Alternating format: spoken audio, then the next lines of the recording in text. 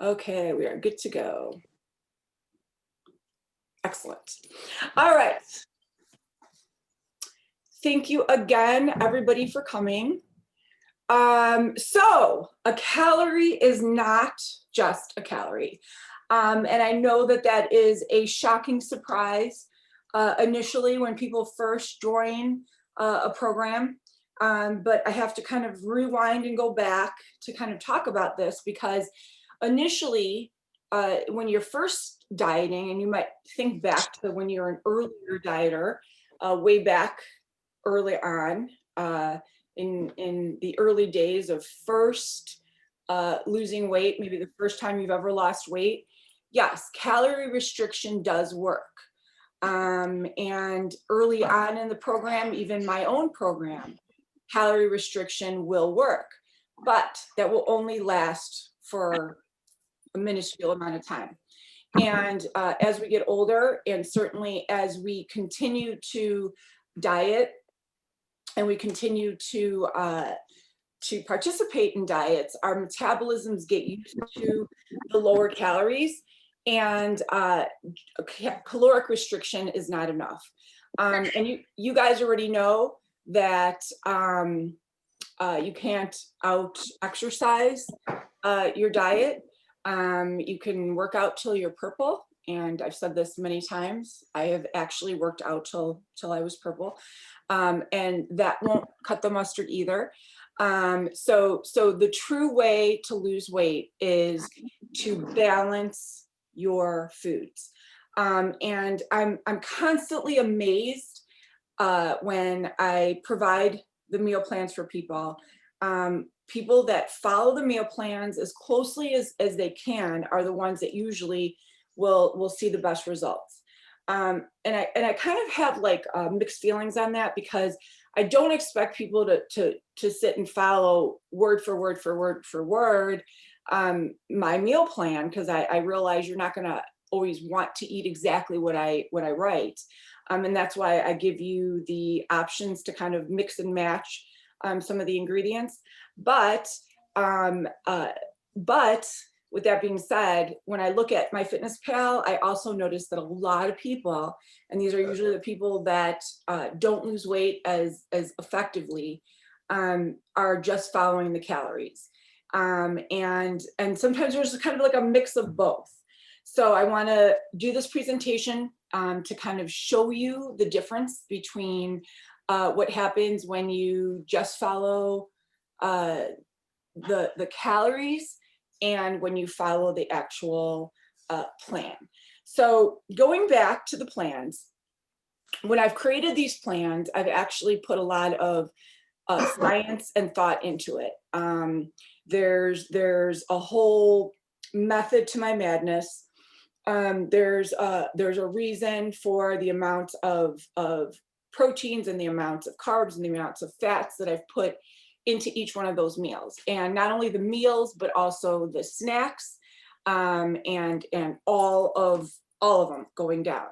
And it doesn't really matter which one of each you pick, but if you start pulling ingredients out of each meal, then you're kind of messing up with the science of it. So sometimes when I go on people's MyFitnessPals, I will see perfect calories, and it might even be perfect ingredients, perfect healthy ingredients, but they're not the meals off of the plan. And even though it's a healthy diet, and even though a doctor might look at that and go, wow, that's awesome, that person might not be losing weight, or they might have a hard time keeping the weight off.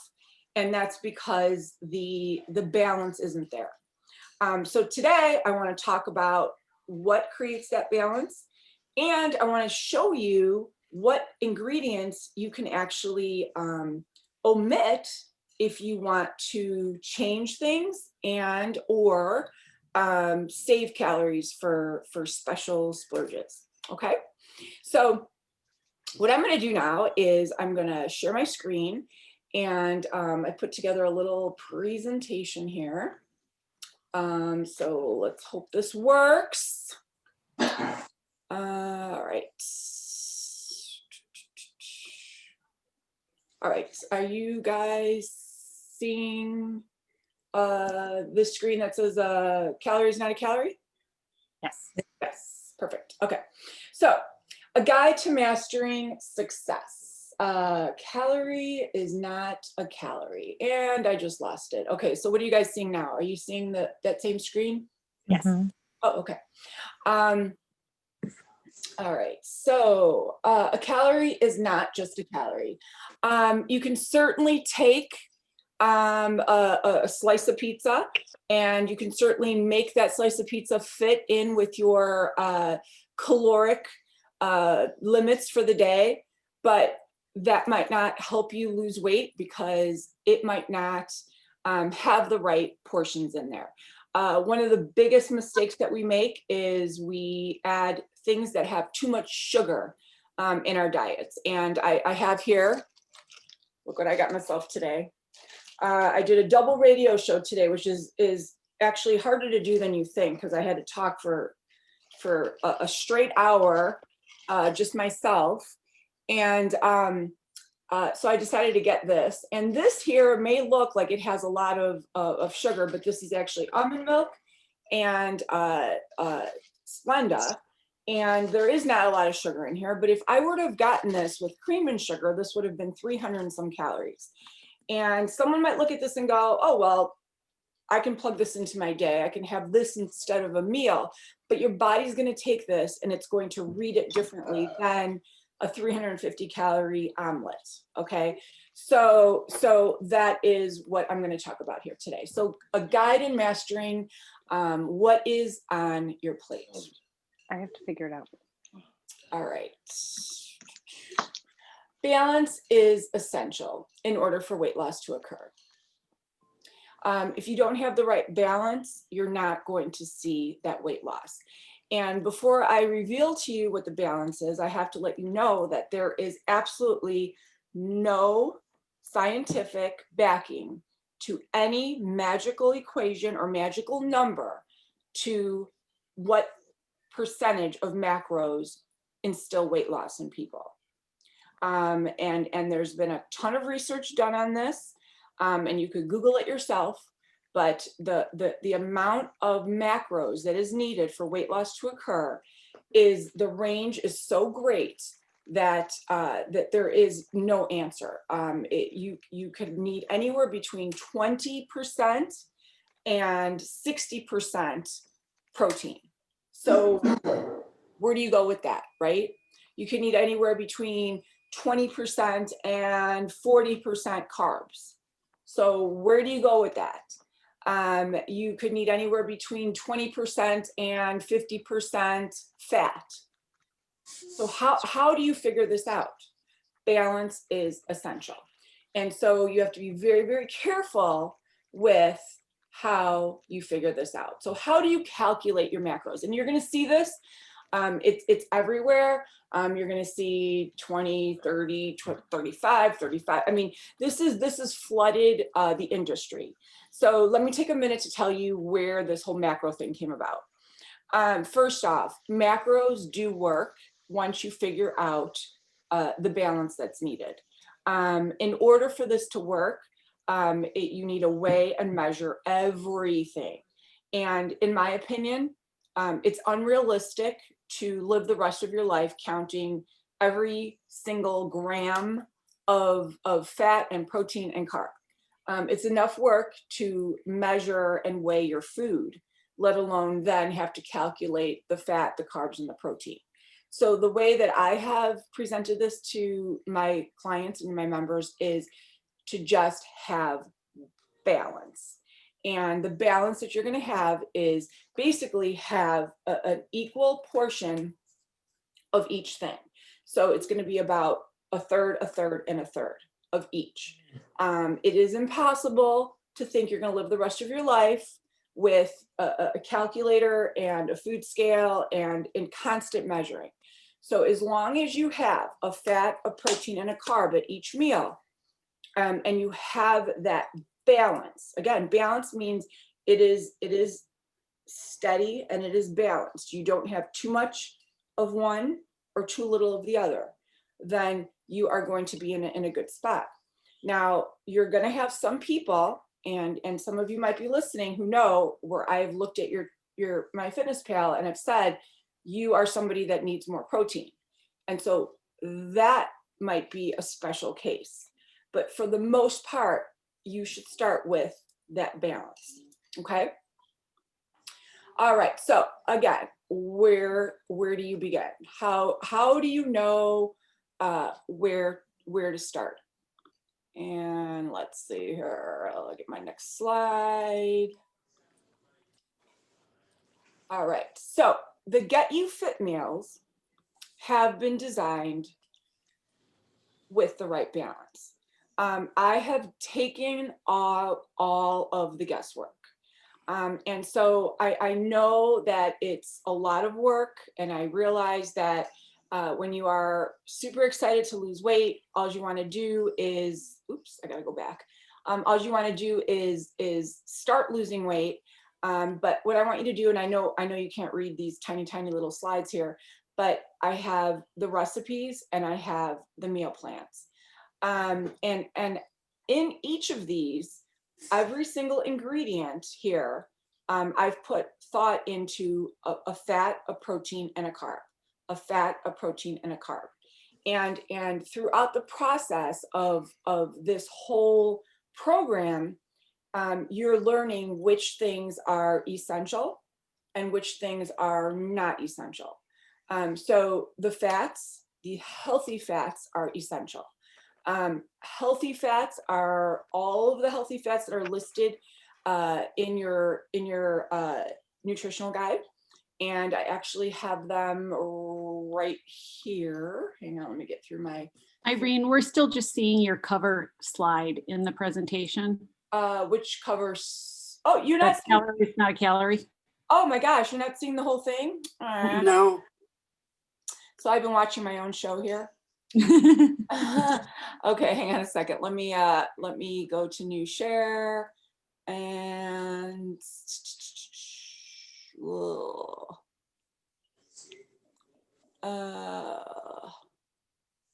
okay, what do you got now? You guys are seeing Facebook, right? Yes. Okay. And new share. I don't know why I don't see it. Okay. Oh, well, you know what? I actually, well, I'll play around with it. Okay, well, I guess it doesn't matter if you were listening to what I was saying. Okay, so oh, I know what I could do. I could pull it up right here. Okay, now you're looking at my email. That's so fun.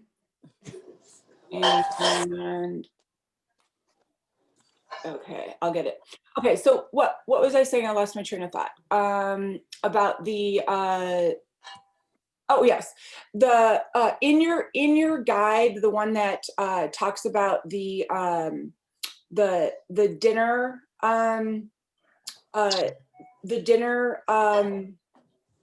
template. I have put together. Actually, let me just pull that up. That's what we'll do. I have pulled together.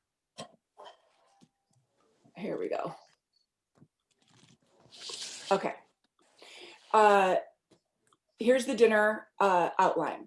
These are all of the healthy fats. So we have any nut, peanut butter, any nut butter, any seed, any flaxseed, any olives. All of these are considered healthy fats. All of these proteins are essential. So you should not pull any of these ingredients out of your meal plan. If you see that you have a salad and the salad has chicken on it and it says 4 ounces of chicken, you shouldn't have 2 ounces of chicken. You should have 4 ounces of chicken. If the salad has olives on there and you don't want olives or you don't like olives, then you need to replace the olives with one of these other items because you need to have a healthy fat. And it says it right here. These are mandatory and healthy fats. You have to have one of these in there.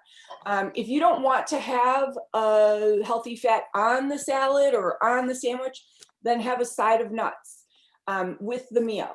If you notice a lot of your snacks, the choices of your snacks, you'll see like apple, cheese, nuts.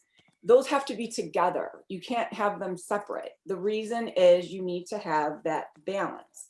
And so a lot of times I'll go on people's meal plans and I'll see that somebody just had an apple. Well, the apple is sugar. And so your body's eating this. It's a simple sugar. It spikes your insulin level and it causes you to crave sugar, and it's not doing anything for your metabolism. So you need to eat the apple with the almonds and the cheese. And if you don't want to have those three together, then you look at your chart here and you say, oh, well, I could have apple with peanut butter, or I can have apple with an egg. So do you see how you can kind of replace the ingredients from what is on your meal plan to another substitution? Questions about this? I have a question. Is that for the snacks and dinner? Because I was looking in the guide and I noticed that for lunch, it says you have to have a protein, but it doesn't say the other stuff. So is that for lunch too? So for lunch, if you're pulling something off of your lunch, and let me pull this off. I'm going to actually pull up month 1, since everybody has that. If you are pulling a recipe from month 1, let's just say, and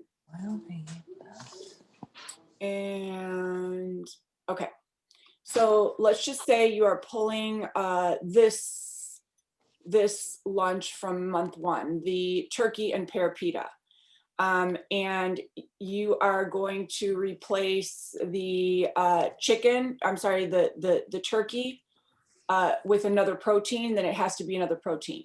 But this particular meal doesn't have a healthy fat, so you don't need another healthy fat. Does that make sense? Yeah. Yep. Okay, so in this case here, you can't add any healthy fat to it because there is no healthy fat to add. If you're substituting that meal in particular. Looking at a different meal, like the awesome salad here down here, it has slivered almonds. If you don't want to have the slivered almonds on there and you want to put avocado on instead of almonds, that would be the equivalent swap. Okay. Does that answer your question? Yeah. Okay. Any more questions about how to swap out for being equivalent? Irene, for like when you have apples listed, what's an appropriate fruit that you can swap with an apple? Can you do grapes or like something else? If that's a really good question. So fruits are considered a non-essential, okay? And so when we go back to looking at the dinner outline, and it says dinner outline, but really it is the outline for all meals, really. But if you look at the dinner outline, we have a section here where it says use in moderation. And I don't think fruit is on here, but fruit is considered a non-essential. So you actually don't have to eat the fruit. The fruit I consider a ornament, a fun, it's a bell, it's a whistle, it's actually, it's nature's candy. And I know a lot of people get offended when I say this, but it is sugar, and it is sugar. It's natural sugar, and it's healthy. You get vitamins, you get minerals, you get health benefits from it. But the bottom line is it's still sugar. So if you're going to swap out the apple, you can swap it out for any fruit of the same calories. But you have to be careful, because if you take your apple and you swap it out for pineapple, your apple that only has 5 grams of sugar, and your pineapple might have 20 grams of sugar, that's actually not very equal. And I'm not saying that that's going to hurt you, but if you did it all the time, 3 times a day or you know, twice a day, and you were somebody that was having a hard time losing weight, you would actually probably see a stall. So you have to be really, really careful. And in the nutritional guide, it does say which fruits that you should incorporate if you're going to swap. And the best ones are in this order. Berries, so raspberries, blackberries, blueberries, strawberries, apples, pears, and then after that they get kind of wonky. Because the rest of them are high in sugar and low in fiber, and so you're compromising your carb count. And again, that doesn't mean you can't have it, but you should be really careful with it. Does that answer your question? Yes. Yeah. So Irene, Yeah. with that, one of the ones that I always the sugar and the fruit and stuff like that. So I thought you said that is something that actually on occasion you can leave out, right? yes, and I'm going to get to that. So if you want to actually omit the apple completely, because it's an ornament, it's like an accessory. Like, do you have to wear a scarf? No. So you don't have to eat the apple. And so now if you don't eat the apple, you can bank those calories for that day for later, not for the weekend, right? But for later. And I'm going to talk about that in a little bit. Yeah. Sounds good, thanks. Because I think the power protein is like my go-to snack, the apple string. And I always leave out the apple, but then I'm always like, well, should I have it on that one? But yeah, you don't have to have the apple, but you do have to have the cheese and the nuts, because those are the protein and the fat. perfect, thank you. Okay. Irene, just sorry, real quick on that note about the nuts. You recommend 2 tablespoons of nuts, but that's kind of hard to measure. Like, do we go by the serving suggestion on the package, which is generally an ounce? Yes, it's 1 ounce. Okay. Yeah. I just wanted to make sure. It's hard to measure cashews in a tablespoon. Yeah, right, exactly. Yeah, and that's a good question. Definitely. And a lot of times too, if you can't figure out the conversion, look for the closest caloric match. So if on your meal plan, it's like 100 calories of peanut butter and you can't figure out how much peanuts, then look for 100 calories of peanuts so that it's equal, if that makes sense. Okay. All right, so, oh, look, I figured out how to let you guys see my presentation. Are you guys seeing it now? You're seeing the same screen, right? Okay, so let's go trucking along here. So you didn't Irene, can I ask one more question? Yeah. Can we go back to that when the other girl was talking about the snack, the apple and the almonds and the cheese?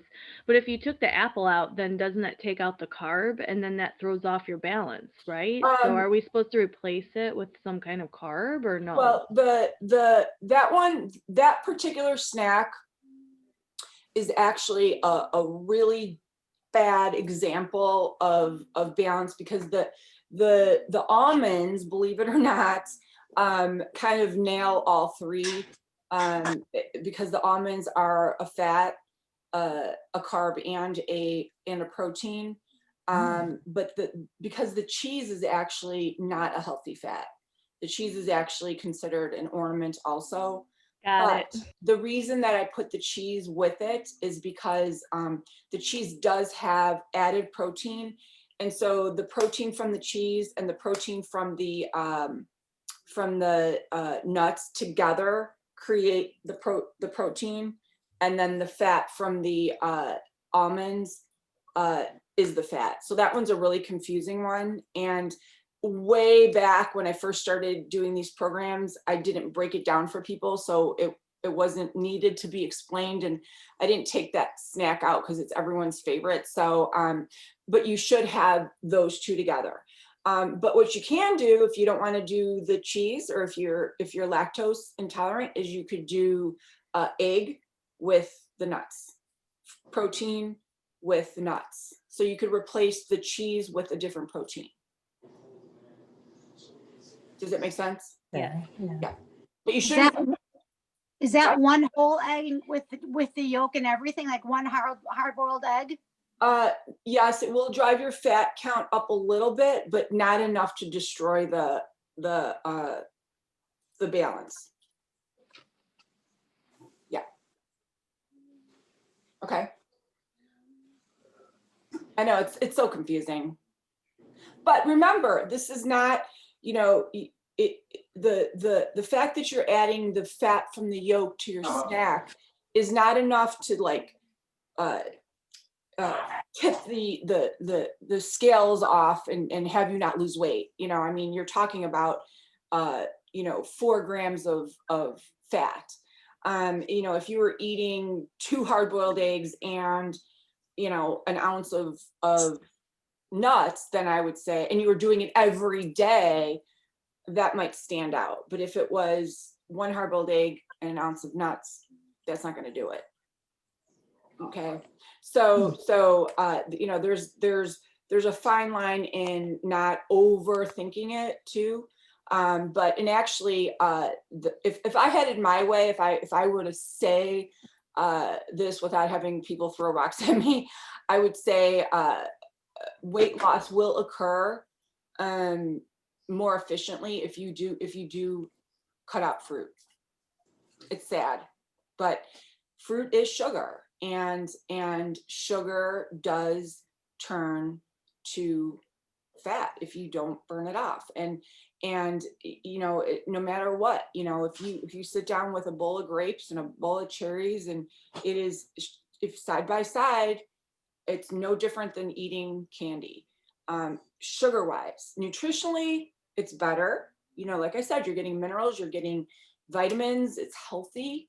But from a loss of weight standpoint, eating a wedge of watermelon has more sugar in it than drinking a Mountain Dew.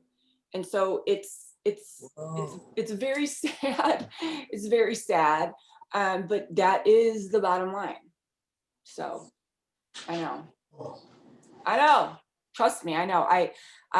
Many of you have heard me tell the watermelon story where I got home from a 22-mile run and ate half of a Costco watermelon while I was preparing for my daughter's party, because it was August and I was hot and I was thirsty and hungry all at once. And I decided to weigh the watermelon because I was like, thinking how many, it was 800 calories of watermelon.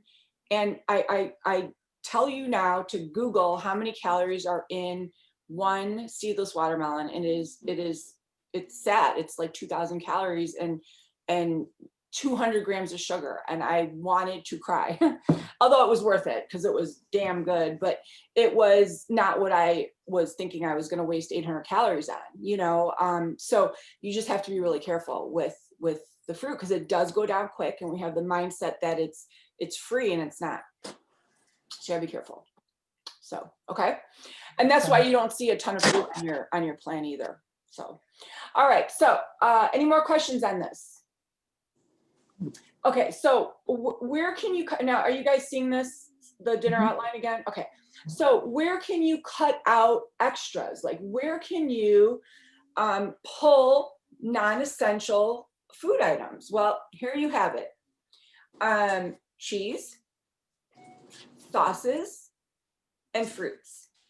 I can tell you right now that one of the top things that I hear about my meal plans is that the meals don't look like diet food, and that people love them, and blah, blah, blah. And that's because I include cheese, and I include fruit, and I include sauce. And it's because no one can sustain life without having flavor. And I'm teaching you that you can lose weight with these things, but not everybody loves these things. And we have been taught, our palates have been taught to need a lot of it. Like I love mayonnaise. I mean, I will dip my French fries in it if you let me. But we don't need that. And so we can learn to live without it. And when you're losing weight, that is the time to learn to live without it. And so when you are wanting to save your calories for the Dunkin' Donuts, which by the way, I got this at 3 o'clock. I'm doing pretty good, huh? For the Dunkin' Donuts, or the glass of wine, or the chocolate treat, because you have to have these indulgences. Because if you don't, I'm here to tell you from personal experience and from professional experience, you will not survive this. The day will come where you will find yourself like the meme with the kid and the chocolate all over his face. That will be you, because we are built. We have an innate desire to eat, and this comes from our ancestors. And so we have to learn how to build in splurges and indulgences. So if you don't feel like you need to put the cheese on your omelet, or the sauce on your the dressing on your salad, or the feta on your cheese on your salad, or the tomatoes on your sandwich, or the apple in your snack, these are ways to save calories that you can then bank for later. Now, again, that day, I do not believe in banking for the weekend. That's a Weight Watcher philosophy that your metabolism cannot handle. That is literally like not watering your plants all week and then dumping all the water in on Saturday. You know what happens? It overflows. And in humans, that overflow is fat, muffin top over the belt. And so that is not going to happen. So if you want to save for a scoop of ice cream, if that's what you have to do every night, or your popcorn, or your glass or two of wine, then what you do is you trim some of the non-essential ingredients off of your meal plan. And so I'm going to pull up month 1 again, and I'm going to show you how I can save hundreds of calories in one day without really compromising much. And it's really easy to do. And I'm not cutting my calories, because that's a no-no. And some of you have tried to do that before, and it's a no-no, because cutting calories will not get you anywhere. It'll provide weight loss temporarily, but you'll just gain it back. So any questions before I show you what I'm going to do? Okay. Who can whip out a calculator and calculate just some numbers while I blurt them out? Anybody? I can do Sure. it. Okay. All right. So for breakfast, I'm going to have the Greek yogurt fest. And so I have to have the Greek yogurt. I'm not going to have the third of a cup of berries. So that's actually going to only save me 50 calories. So jot down 50. I have to have the flax seeds, because that's a healthy fat. And instead of the walnut halves, I'm going to drizzle peanut butter on there, because it's the same thing. Okay. For my snack, I'm going to do the Power Protein, since we were talking about that. And I'm not going to have the apple because I want to save my calories for later. So 1 small apple is 80 calories. So add the 80 calories to that. And then for my lunch, I'm going to do the turkey and pear pita. I'm going to just omit the cheddar cheese, which is 50 calories.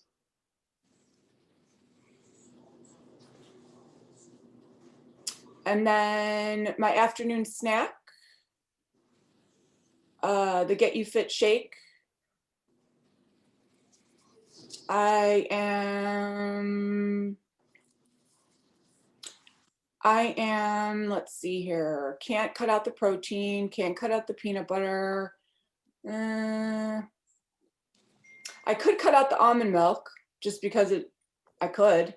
And I probably wouldn't, because to me it's not, it's only 30 calories, but just for the example of it, I'm going to cut it out. So 30 calories, and then I'll cut out the banana because I really want to have my wine tonight. So a third of banana is 40 calories, and then almond milk is 30, so another 70. So what's my total? 250. 250, okay. And then I already had 150 calories, just say hypothetically, left in my day. So add another 150 to that, and what do I have?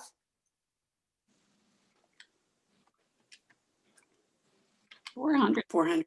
Okay, 400. So if I wanted to, I could have 2.5 glasses of wine if I wanted to, because I literally saved the calories, and it would not affect me whatsoever. Now, if I took out the chicken out of my salad, or the nuts out of my oatmeal, which is the first thing people do, honestly. I did it for years. I ate my salads with no chicken. I held the avocado. I mean, I was at 1,200 calories like clockwork, and my weight went nowhere. So because I was taking out the important stuff, the non-important stuff. So I want you to think of it this way. You would not leave the house without your shirt on or your pants. These are essentials, right? Your shirt, your pants, your shoes. These are essential. Protein, carbs, fat. Non-essentials are scarf, bracelets, earrings. You don't need this stuff. It helps, right? But you don't need it. So that's the difference. And you decide, do I want to wear a scarf, or do I want to save it and wear hat later? Get it? Questions? I have a question. Yeah. So regarding the seeds, flax seeds or chia seeds, Yeah. I noticed in the guide it says the serving is like 2 tablespoons, but like when I make the overnight oats, it says 1 teaspoon of flaxseed. Like some of the recipes say 1 teaspoon, but then in the guide I think it says you're supposed to use 2. Like I just want to use the minimal amount, to be honest, because I can't taste it anyway. Sure. Okay. So if it's in a meal already and I have it in there, it's because, like, for example, the oatmeal already has, and the oatmeal itself might either, it would depend, but like the oatmeal might have nuts also. So it might have nuts and seeds. And so that's why the amount is less. Okay. But in the dinner guide where it says the full amount, that is if you are pulling out like an even trade, like one exchange for another. Okay. And actually, you know what I think I'm going to do is I'm going to update that so that it's a little bit more clear. Okay. And then for eggs, just a whole egg, peanut butter and seeds. I guess I get confused because it's like, are they a healthy fat and a protein, or one or the other? An egg is considered a protein and a healthy fat. The yolk is the fat, but it's also a protein. So peanut butter is also. So the way I look at it is this way. If it's the yolk, count it as a fat. But it also, it does have protein in it, but in your mind, it should be the fat. Okay. Same thing with nuts. Nuts have protein, but in your mind, that is your fat. Okay. How about seeds? Seeds are a fat. Got it. Thank you. Okay. Questions? So if you are going to Dunkin' Donuts and you're getting the egg white wrap, you want to make sure that it's got the protein, the fat, and the carb. And so if it's egg white, then there's no fat. Bacon is not considered the fat. And if there is no avocado there, which there's not, then just have a side of nuts with you, because that's okay to do. You know, you have your egg white wrap with a side of nuts. So do you see how I've like spliced that together? Yeah. I have a question too. Mhm. So you have the oatmeal as one of the carbs, correct? Yeah. And then is there any oatmeal recipe, but not like a granola recipe that you've created that would have like the nuts and the granola, like you could make it with oatmeal and nuts and I don't know. I'm looking for a granola. No, I have tried to make it and granola. You need butter or coconut oil, or I have tried. There's no way to make it crunchy without putting the oils on it and the sugar. I have found some light recipes for granola, but it's still so astronomical. It's like a quarter cup, which is like a little Dixie cup, is like 160 some calories. So it's just, okay. I know. I miss the crunch because I don't notice a lot of crunch. I know we have the corn tortillas and you have the flour tortillas, but like I'm missing that crunch piece. And maybe there's more crunch coming up. I heard you talk about popcorn, and that's not in the plan for this first month. Yeah, actually, you know what? Anyways. You can have the popcorn, and I'm gonna it's on my list to do. I need to make a video of the popcorn because you can have it. It's on my list. I'll do it this week.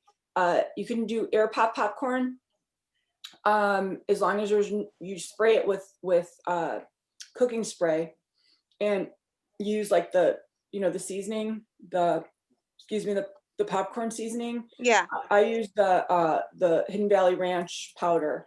And then, as far as crunches go, you can take, some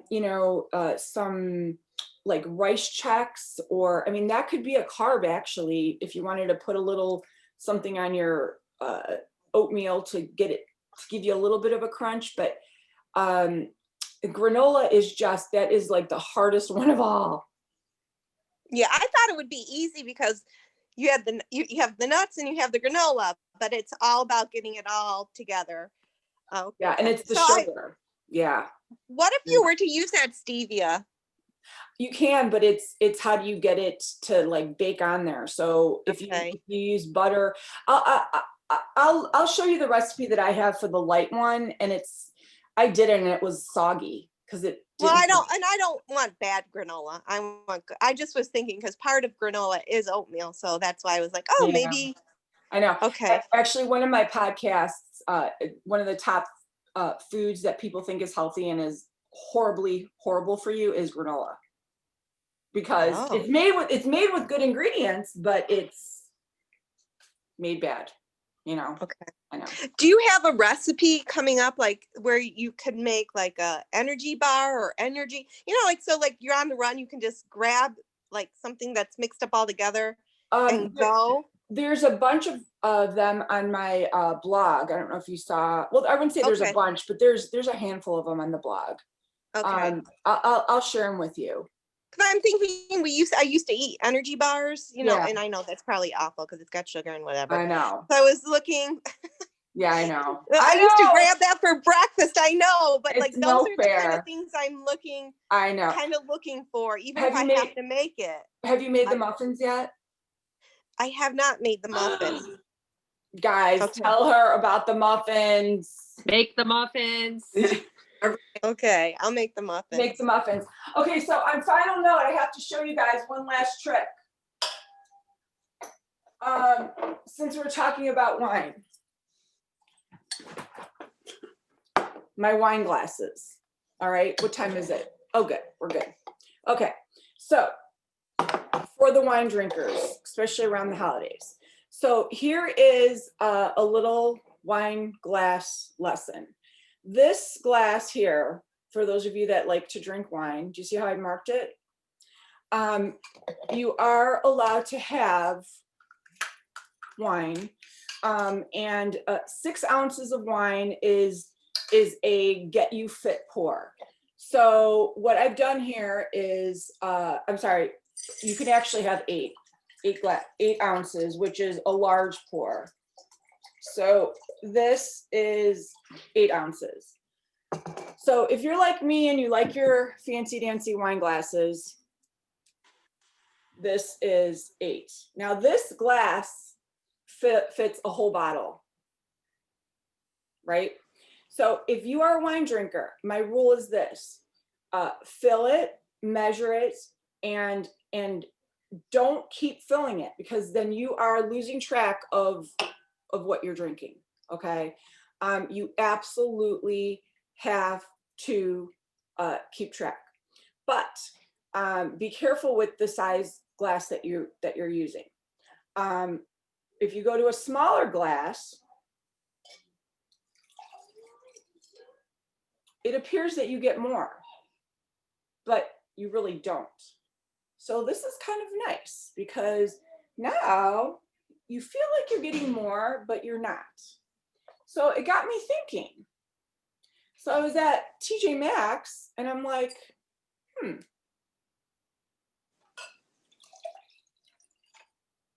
So I switched to this, and here's 8. So I'm kind of liking this. But then I came across this brilliant idea.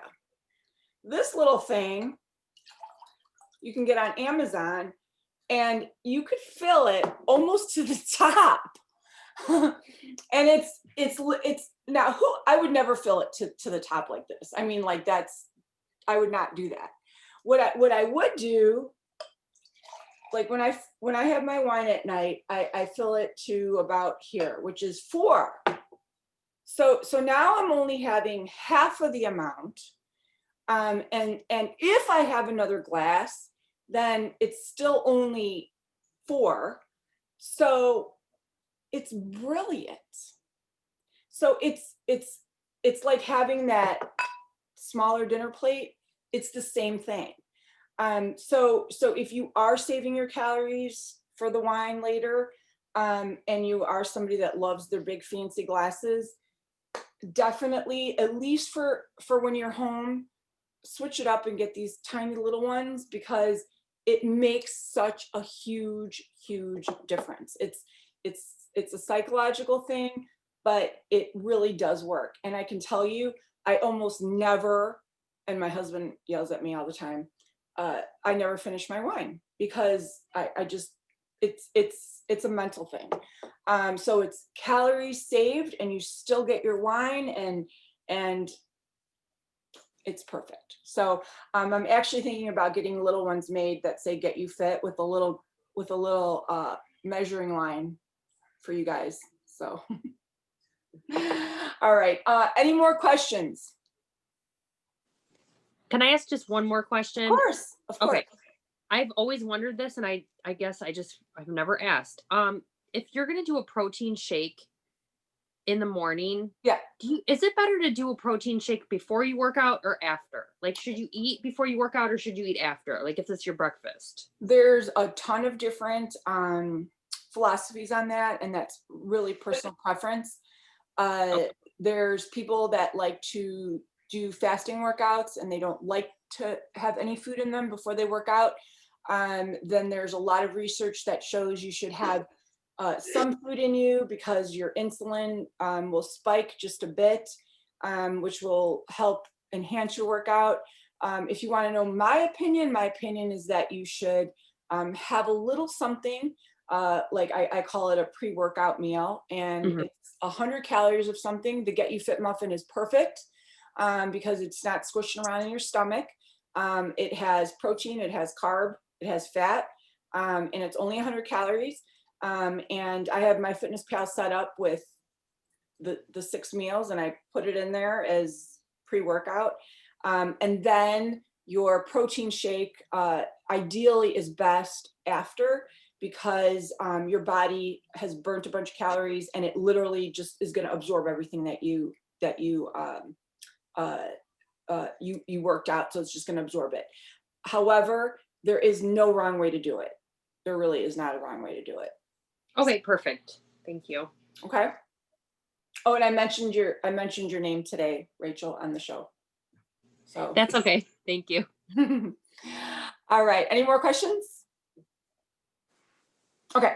So next Tuesday, there will not be a Zoom because I am having elbow surgery next Tuesday. And so I will be hopefully like in La La Land. Can you guys see my bumpy shoulder elbow?